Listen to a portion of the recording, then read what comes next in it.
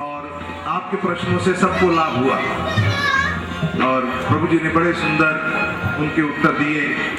वाकई प्रभु जी जो ज्ञान की खान है, इनके लिए करतल ध्वनि हम एक बार करेंगे।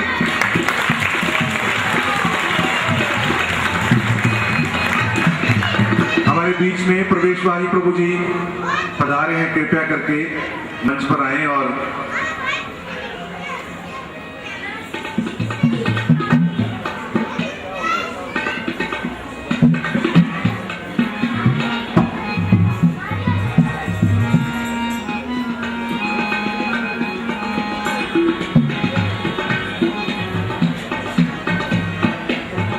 माधवमोहन प्रभु आएंगे स्टेज पे।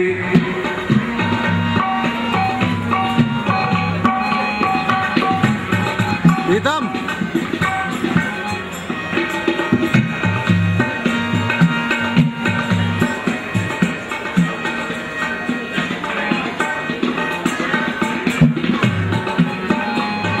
प्रवेश जी हमारे रोहिणी जो उनके चेयरमैन हैं और माधवमोहन जी को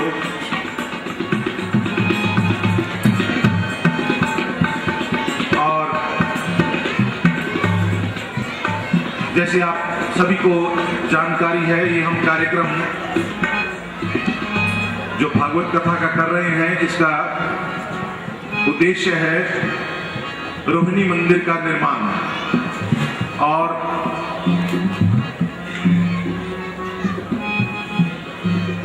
प्रभु जी कह रहे हैं कि कोई भी भक्त बाहर ना जाएं, आरती करेंगे उसके बाद प्रसाद पाएंगे तभी जाएंगे। और इस उद्देश्य के लिए आज महेंद्र कुमार मित्तल जी, जो कि माधवमोहन प्रभु के भाई हैं, ये 11 लाख रुपया मंदिर के लिए देने का कर रहे हैं। प्रभु जी जैसे हमारे मंदिर में हर महीने 4000 रुपया सेवा देते हैं प्रसाद के लिए, और इन्होंने 11,000 रुपया सेवा दी है भागवत कथा के लिए भी। तो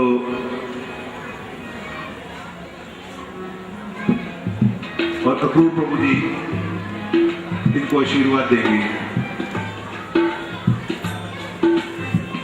शब्द प्रभु आप ऊपर आ जाओ।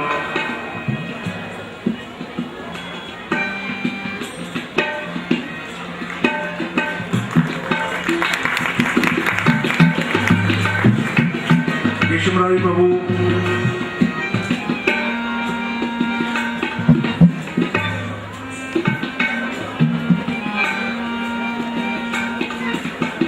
संजय शर्मा जी प्रशांत विहार शिव मंदिर के प्रधान, कृपया करके स्टेज पर आएंगे।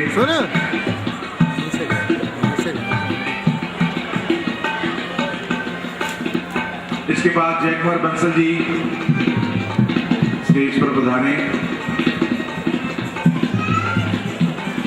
जयकुमार बंसल जी ने भी 11 लाख रुपए का योगदान मंदिर निर्माण के लिए किया है।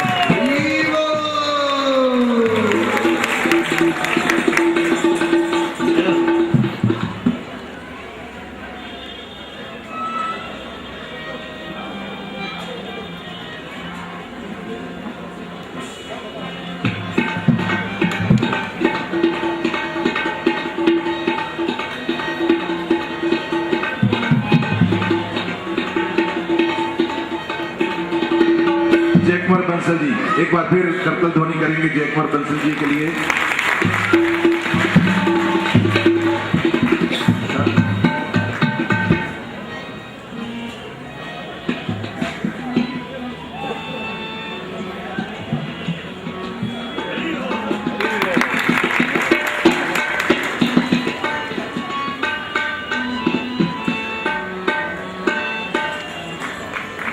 दीपक चोपड़ा जी आएंगे।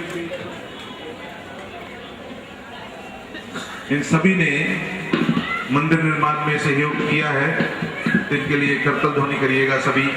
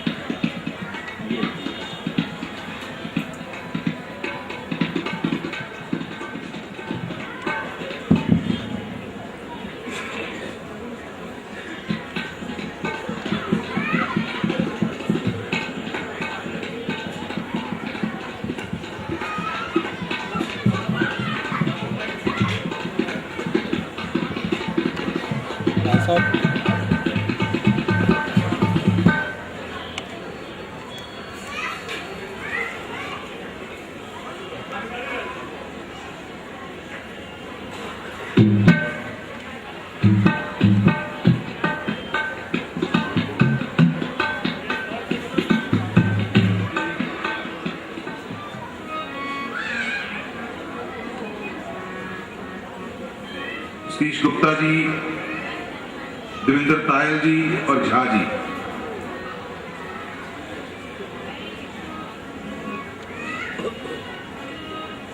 हरे हरे हरे राम हरे राम राम राम हरे हरे।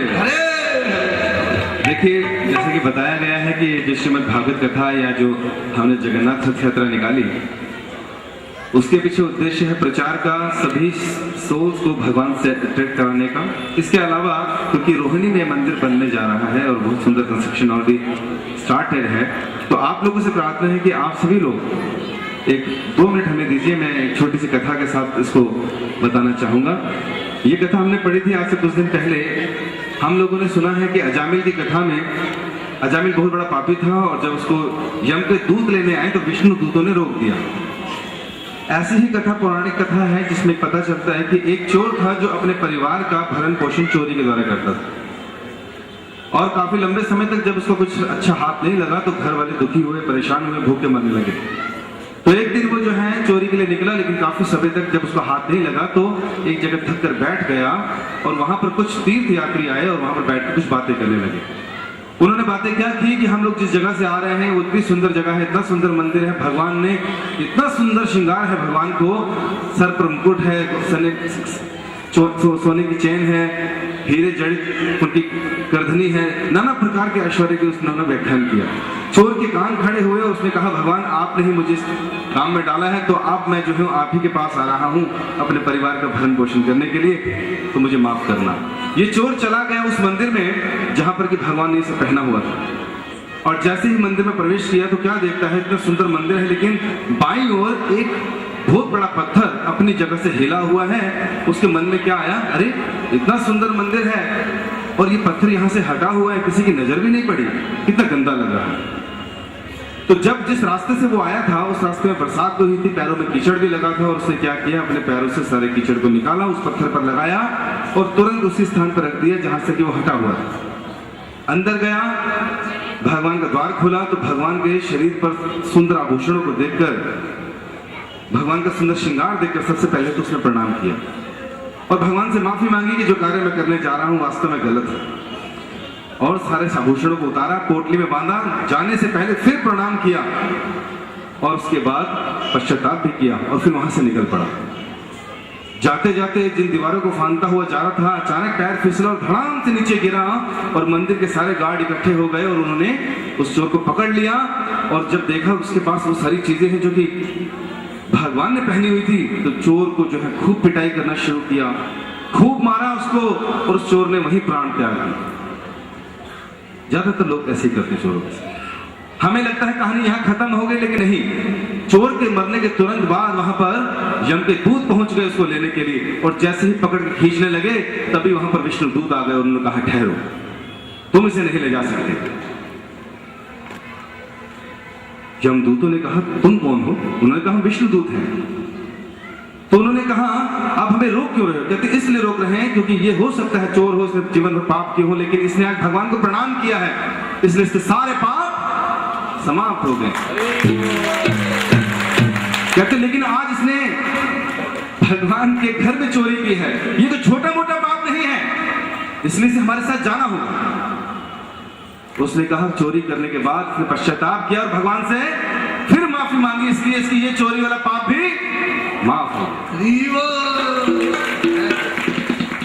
विष्णु दूतों ने कहा, इतना ही नहीं, जब इस व्यक्ति ने इस चोर ने चोरी के मंशा से मंदिर में प्रवेश किया तो उसने कहा देखा कि एक साइड में एक बहुत बड़ा पत्थर मंदिर का जो है वो हिला हुआ है, मंदिर जो है खंडित है वहां से, और इसने अपने पैरों से सारी मिट्टी निकालकर उस पत्थर को वापस वहां लगा दिया। भगवान ने जैसे ही इसके हृदय में देखा इसके हृदय में थोड़ी करुणा है, मंदिर निर्माण किया है, तो भगवान ने तुरंत वैकुंठ में इसका एक घर बना दिया। इसलिए ये आपके साथ नहीं, मेरे साथ वैकुंठ गया।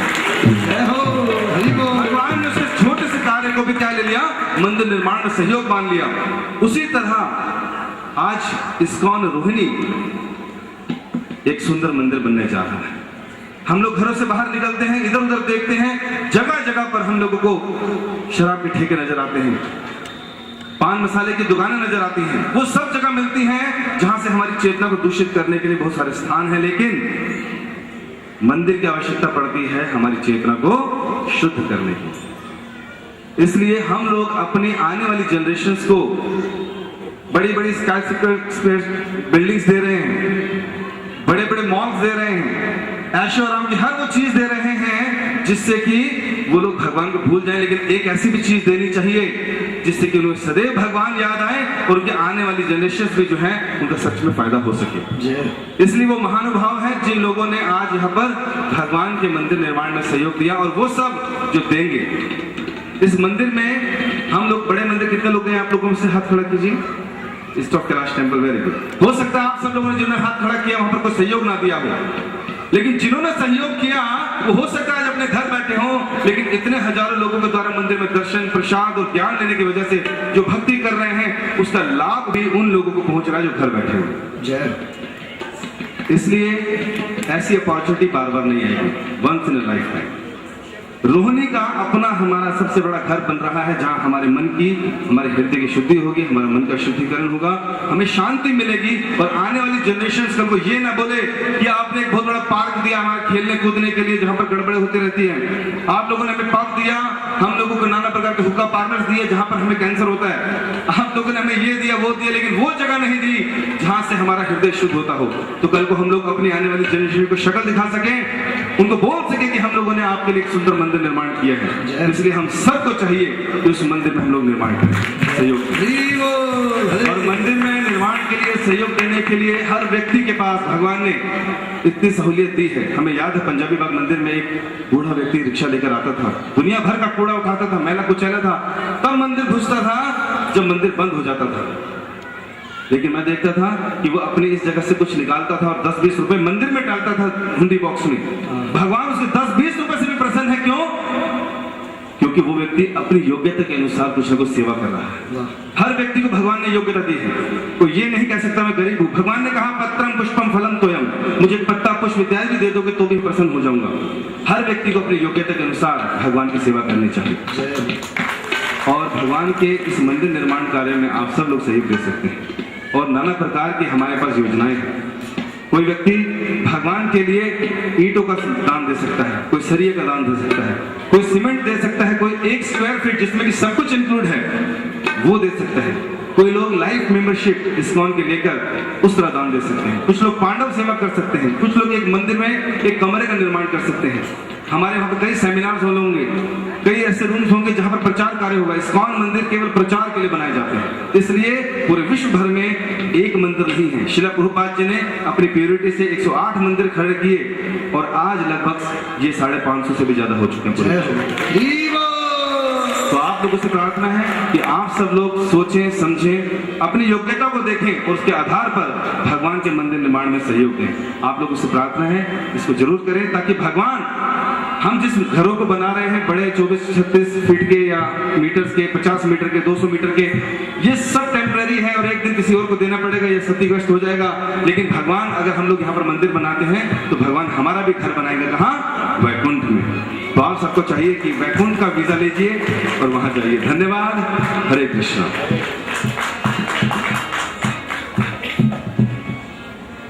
जैसे प्रभु जी ने कहा कि हमें लाइफ मेंबर बनना चाहिए और पांडव बनना चाहिए, ये पांडव की जो प्रथा थी शुरू की थी तो गुरु प्रभु जी के पिताजी ने 1990 में पहली बार ईस्ट ऑफ कैलाश मंदिर में पांडव उन्होंने बनाए और उनका नाम था हिज ग्रेस जयानंद दास प्रभु जी। प्रभु जी की इच्छा है कि जो भक्त आज पांडव बनने के लिए तैयार हों तो स्टेज पर आए और प्रभु जी से आशीर्वाद प्राप्त करें और प्रभु जी उनके घर पे जाएंगे, कृपा देंगे जाके।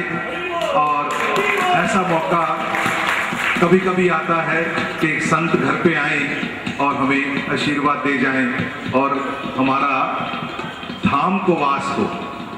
तो जो भक्त भी कमिट करना चाहते हैं कि हम पांडव बनेंगे, कृपया करके खड़े होकर लाइन बनाएं और चलते आएं। पांडव की सेवा है सिर्फ 1 लाख रुपया, सिर्फ 1 लाख रुपया। आइए आगे चलते आइए।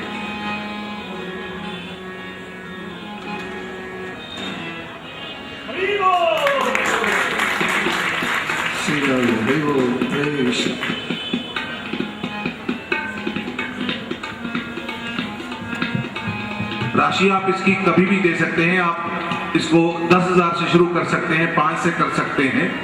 आपके पास समय है, 6 महीने, साल, 1.5 साल, 2 साल।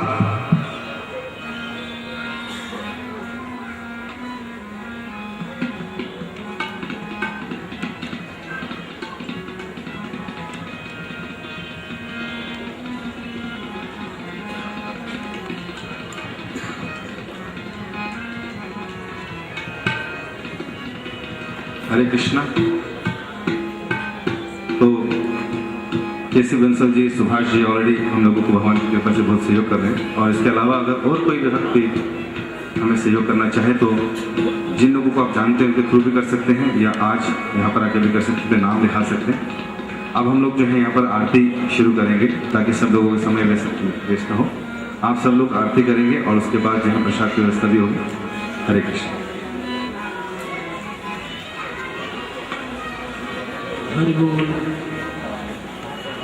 सेवा दी थी, भागवतम आ गई है, वो कृपया करके आरती के बाद ले लीजिएगा।